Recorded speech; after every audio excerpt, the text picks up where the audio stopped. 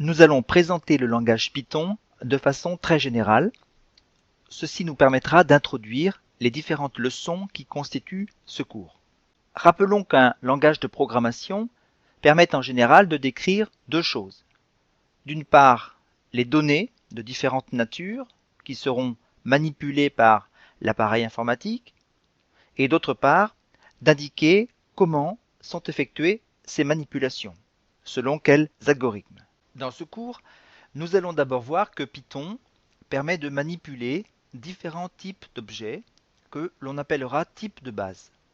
Des nombres entiers, des nombres flottants, des chaînes de caractères, des booléens, des nombres complexes, ainsi que différents types de tableaux permettant de ranger des collections d'objets créés à partir de ces types de base. Python crée tous ces objets dans la mémoire de la machine. Nous verrons qu'il existe des opérateurs associés à chacun de ces objets. Par exemple, la somme pour les entiers ou la concaténation pour les chaînes de caractères. Nous verrons que pour chaque objet, il existe un ensemble de fonctions, nous dirons plus loin des méthodes, qui permettent de les transformer. Prenons l'exemple d'une chaîne de caractères écrite en minuscules. Eh bien, il existe une méthode permettant de la réécrire en lettres capitales. Ces objets ne sont pas utilisés comme tels à partir de leur adresse mémoire. Nous allons référencer ces objets par des variables et ce sont ces variables que nous utiliserons dans les instructions Python. Nous découvrirons qu'il existe des fonctions Python que nous appellerons fonctions intrinsèques ou fonctions built-in qui agissent sur ces variables. Par exemple, pour afficher à l'écran une chaîne de caractères. Il en existe près de 200 et nous les découvrirons peu à peu au fil des différentes leçons. Dans tout langage, on sait qu'il existe des mots-clés réservés. Ces mots-clés correspondent à des instructions élémentaires permettant de développer des algorithmes.